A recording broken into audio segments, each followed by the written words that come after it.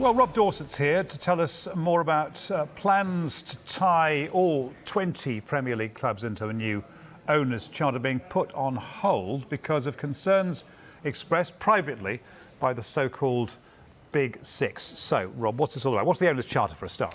Well, the owners' charter was first proposed back in April of last year, and you'll remember this was all in the aftermath of the European Super League. And the two Manchester clubs, Liverpool, Chelsea, Arsenal and Spurs, all signed up for that. Because they were guaranteed a pretty lucrative deal, really, with no promotional relegation. You were guaranteed a place in the European competition each year. And one of the key proposals of this charter was that all the Premier League clubs would sign up for it, and it would guarantee that anybody who qualified for Europe had to do so on sporting merit. So, only if you finished in the top few places in the Premier League would you go into Europe next season.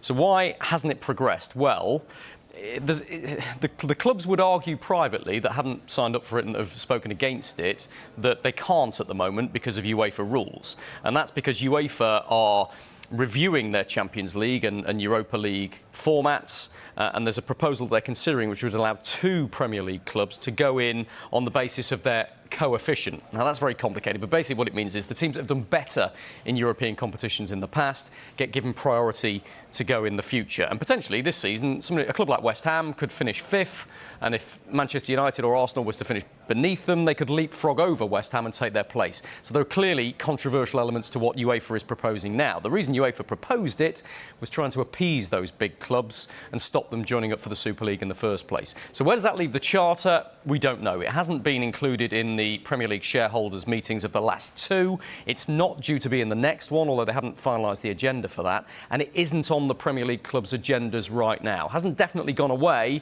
but it's not on the agenda right now. And that is a concern for some of the Premier League executives of big clubs that I've been speaking to.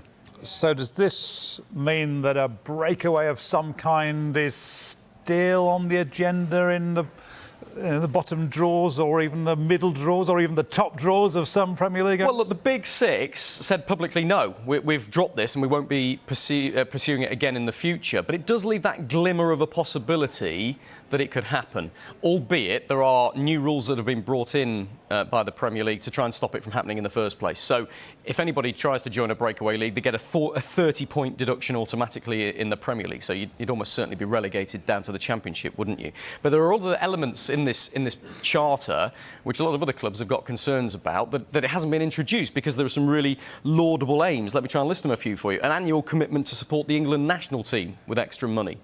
A commitment to promote diversity, fight discrimination, more protection for player welfare, further agreement on the rules that would promote financial sustainability amongst clubs. So there's a lot of other big issues as well as that headline about blocking the European Super League. So as I say, isn't definitely not happening, but at the moment it's not on the agenda. And when you think about all of the noise and headlines after the European Super League collapsed and all of the promises and guarantees that we'd make sure this never happens again, this is one thing that would presumably guarantee that it could never happen again, which isn't on the Premier League clubs' agendas right now.